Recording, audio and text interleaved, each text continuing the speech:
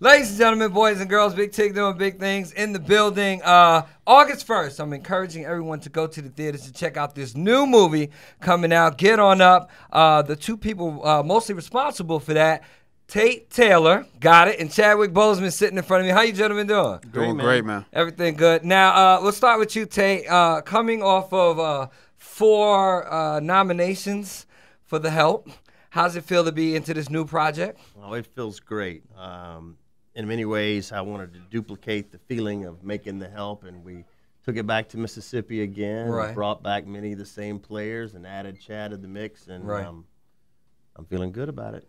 Now you can't. Your movie, The Help, which was an awesome movie, by the way, I must say, came out at a time when I guess another movie that kind of fit in the same lane came out, and even though it was critically acclaimed and everyone loved it, didn't win any of those awards. What was your general feeling about the movie and how it was received? About The Help? About The Help in particular. It was very well received. Right. I mean, I do what I do for the fans and for moviegoers more than I do what I do for Los Angeles. Okay. So nothing gives me more pleasure to see the smiles on faces that come to my movies, and that's what I've kept in mind. Right. After that release. Now you're in front of the camera, you're behind the camera, you're directing this movie, Get On Up, which is out August 1st. Why do you continue to do these historical pieces? It's not much. I don't set out to do it. Right. I look for movies that have a lot of characters, a lot of strong characters, a chance for humor, chance for pathos, and it just happened. The Help was written by a dear friend, and I knew I thought I could tell that story, and I was looking for my next movie. I had a hard time finding one until Mr. James Brown showed up, and I said, I'm going to do this. Okay. Very awesome. Now, Mr. Chadwick, you like this epic run of portraying these amazing African-American historical characters. You did Ernie Davis, which you killed. You did the Jackie Robinson movie, 42, and now you're playing James Brown. Why are you doing everything? Well, I did Floyd Little in Ernie Davis, who is also a historical character. I don't know why it keeps coming to me. Like it's not that I'm searching for it. It just at the end of the day, I couldn't turn down James Brown. Right. I couldn't do it. Like I tried to do it, but it's just too good of a role and too big of a challenge.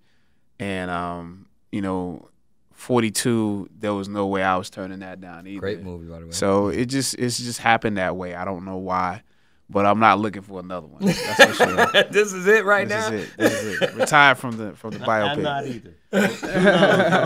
Yeah.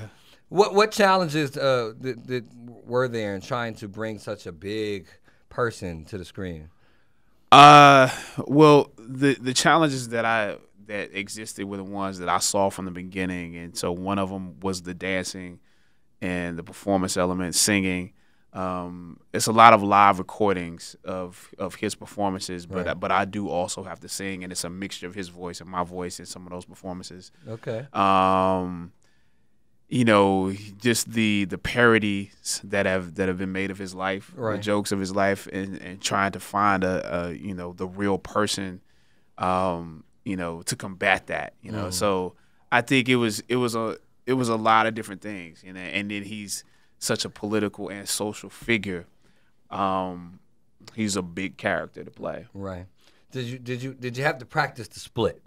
Did I have to practice? I definitely had to practice. I had to practice getting up out of it, more so than the split. So that's what's up. So we're talking to Chadwick Boseman and Tate Taylor. The movie is called Get On Up, out August 1st. Now, this generation, this is kind of reintroduction to James Brown for this generation. Lots of the younger people didn't grow up with James Brown. They may have grown up with his music or samplings of his music. Was there any attempt between either you as an actor or you as a director to help bridge that gap as far as the understanding of his impact and his influence?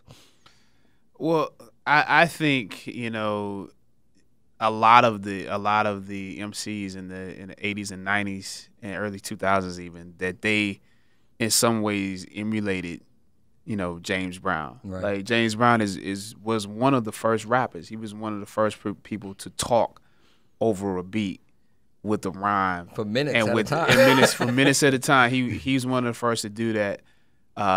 You know, James Brown was probably one of the first hip hop moguls. No to doubt. be honest with you, you know, he had several businesses and ventures, and he was in control of his own music destiny, very much in the same way that you see a Jay-Z or you see a Diddy or you see anybody today that does that.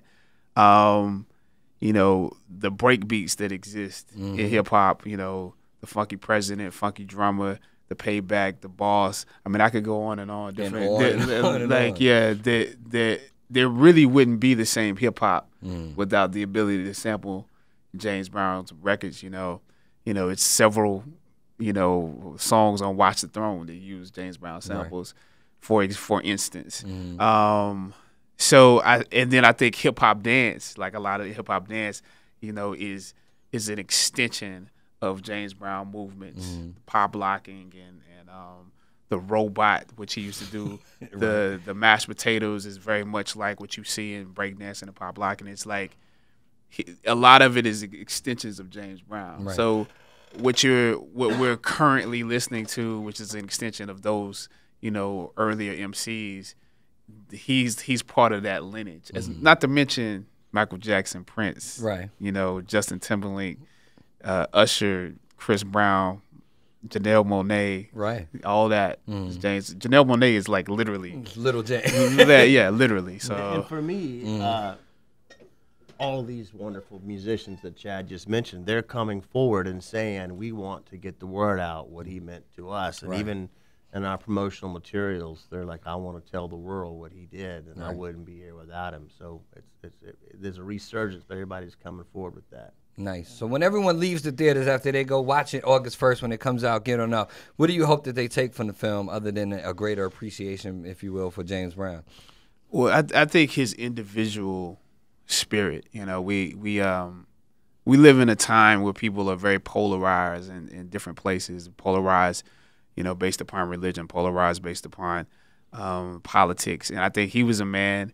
In one instance, he might, you know, do the song "I'm Black and I'm Proud," or "I don't want nobody to give me nothing. Just open up the door, I get it myself." Right.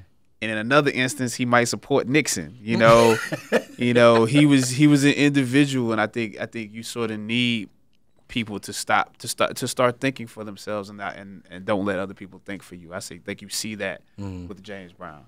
And for me, what I came to love so much about James Brown that I try to put into my own life is he listened to his instincts and he followed them without fail, no matter how many people said, don't do that, or that's wrong. And I took that away myself, realizing that when you don't follow your instincts, that's usually when you mess up or you fail.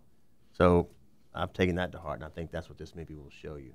Indeed, indeed. Tate Taylor, Chadwick Boseman. The movie's called Get On Up, out in theaters August 1st. I strongly urge you to go see it. I'm definitely going to go see it. I appreciate you both for your hard work and your time. HU in the building. That's right. And we'll be back with more Big Tigger Show right after this on V103. HU. Thank you.